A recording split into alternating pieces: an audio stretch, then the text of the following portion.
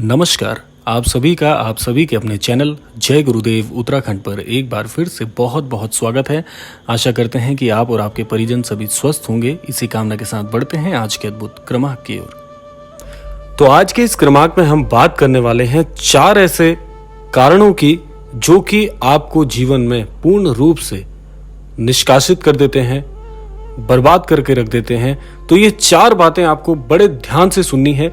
ये 4 बातें वो बातें हैं जो श्री महाराज जी ने अपनी शिक्षाओं के अंतर्गत भी कही हैं, जो कि हमको पूर्ण रूप से अपने मस्तिष्क में रखनी चाहिए। यदि ये 4 चीजें आप करते हैं तो आप बड़े ध्यान से इनको सुनिएगा कि ये 4 गलतियां आपसे भूलवश भी ना हो पाए, क्योंकि ऐसा करना आपके लिए बिल्कुल भी ठीक नहीं होगा। तो आइए बिना समय व्यर्थ किए हुए बढ़ते हैं आज के अद्भुत क्रमांक की ओर। सबसे पहली बात, श्री महाराज जी क्या कहते हैं, वे अपने भक्तों से क्या चाहते हैं, पहले उस पर अमल कर लेते हैं और साथ साथ इसमें आपको क्या नहीं करना है वह भी जान लेते हैं। श्री महाराज जी कहते हैं कि परिश्रम करने वाले व्यक्तियों के लिए हर कार्य में प्रभु श्री राम का दर्शन करना चाहिए, यानी कि हर काम में श्री राम को देखो।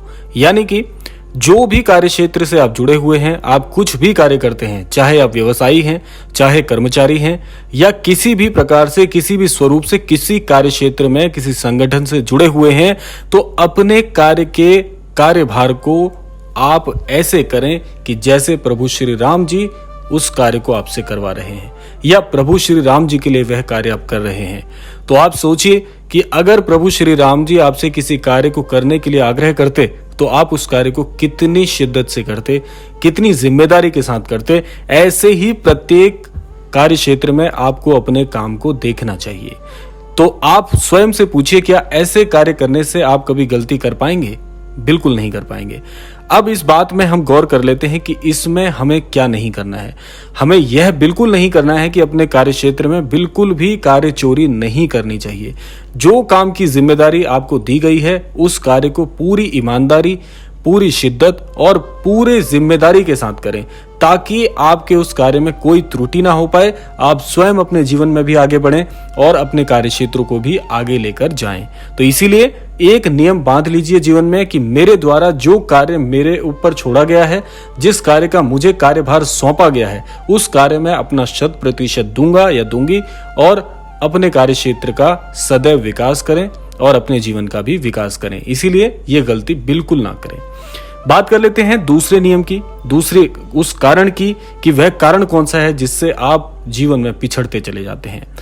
दूसरा कारण है कि कभी भी आपको किसी की जीवन में ना तो चुगली करनी है, ना निंदा करनी है, ना बुराई करनी है, क्योंकि स्वयं महाराज जी कहते हैं कि जो लोग इन कार्यों में लिप्त रहते हैं किसी भी कारण, प्रत्यक्ष रूप से अप्रत्यक्ष रूप से, ऐसे लोग जीवन में कभी आगे नहीं बढ़ पाते हैं।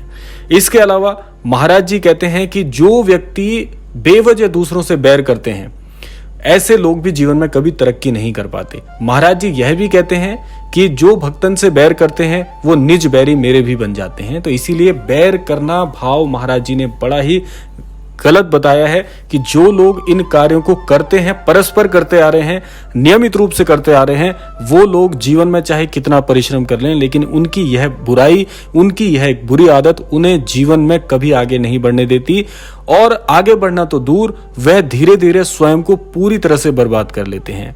तो क्या आप चाहेंगे कि ऐसा कोई कारण जो बहुत घनिष्ठ है, बहुत ही गहनता से आपके जीवन के साथ जुड़ा हुआ है, और आप उस वजह का पता ही नहीं चला पाते कि किस वजह से मैं जीवन में पिछड़ता चला जा रहा हूं? अपने अंदर झांक के देखिए, क्या यह बुराई आपके अंदर तो नहीं पल रही? और अगर ऐसा आपके साथ भी है तो इसको किसी भी प्रकार से अपने जीवन से दूर करने का प्रयास करें, आज से अभी से, क्योंकि यह वह कुरीति है जो जीवन के साथ जुड़ के जीवन को ऐसे खोखला कर देती है जैसे दीमक किसी लकड़ी को।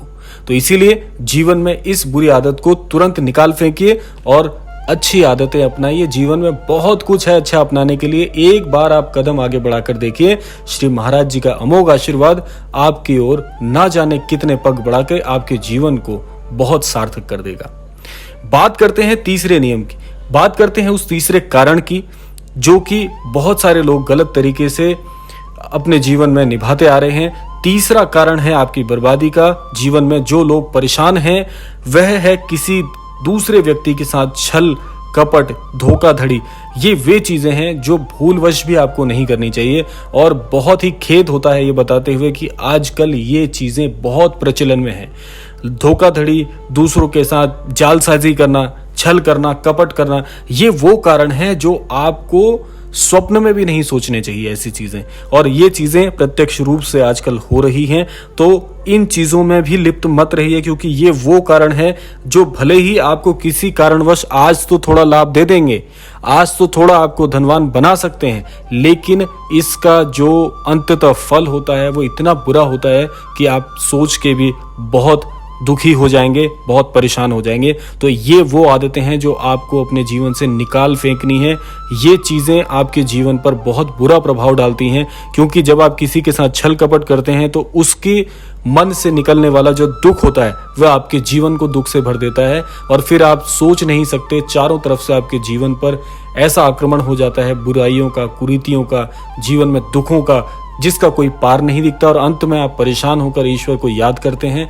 तो जब ये सब कुछ आप जानते ही हैं, बहुत ज्ञानवान लोग हैं आज के, तो अगर आप ये सब कुछ जानते हैं कि बुराइयां हैं तो इनको जीवन में आने क्यों दें, और अगर इसके साथ हम जीवन व्यतीत कर रहे हैं तो आज से, इसी क्षण से इसको छोड़ना आपको पड़ेगा ही पड़ेगा।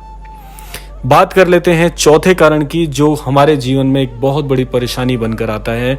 चौथा कारण वैसे तो बहुत समझने योग्य बात है, श्री महाराज जी ने इस पर भी बहुत प्रकाश डाला है। श्री महाराज जी सदैव एक शिक्षा सबको सिखाते हैं कि जीवन में सबकी सेवा करनी चाहिए, लेकिन एक बात इसके साथ और जुड़ी हुई है कि यदि सेवा का भाव जागृत तो हो रहा है मन में, लेकिन आप सक्षम नहीं है या किसी प्रकार से सेवा नहीं कर पा रहे हैं दूसरों की, दूसरों को लाभ नहीं पहुंचा पा रहे हैं, तो महाराज जी इसमें कहते हैं कि कभी भी किसी निर्धन को यानी गरीब व्यक्ति को, दुर्बल व्यक्ति को नहीं सताना चाहिए। और ये बात हमारे शास्त्रों में भी इंगित है, जिसपे कहा गया है कि दुर्बल को ना सताइए, जाकी मोटी हाय।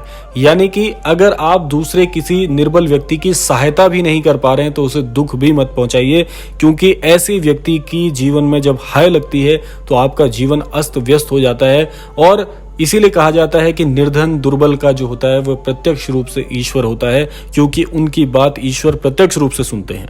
तो इसीलिए कभी ऐसा कोई कार्य ना करें, भूलवश भी कभी किसी का दिल ना दुखाएं, क्योंकि किसी का दिल दुखाने का आशय यह है कि उसके अंतर मन से जो आह निकलती है वो फिर ईश्वर के पास जाती है, और ईश्वर तुरंत ऐसे व्यक्ति के लिए न्याय करते हैं, और उस न्याय में आपके जीवन में आपको कष्ट प्राप्त हो सकते हैं। तो इसीलिए कभी ऐसे कोई गलत कार्य मत करिए जिससे दूसरों को हानि हो और स्वयं आपको भी हानि पहुंचे। तो क्योंकि ये कर्म बंधन है, एक कर्म चक्र है, इस कर्म चक्र में फंसने के बाद व्यक्ति पुण्य और पाप के फेरे में पड़ता है, और जितने ज्यादा आप पाप करेंगे जीवन में उनका हिसाब तो एक दिन होना ही होना है। तो इसीलिए कहा जाता है अच्छे आदतों को, अच्छे कार्यों को अपनाएं, ईश्वर के सानिध्य को प्राप्त कर लीजिए। जीवन में उससे बड़ा सुख कोई नहीं है।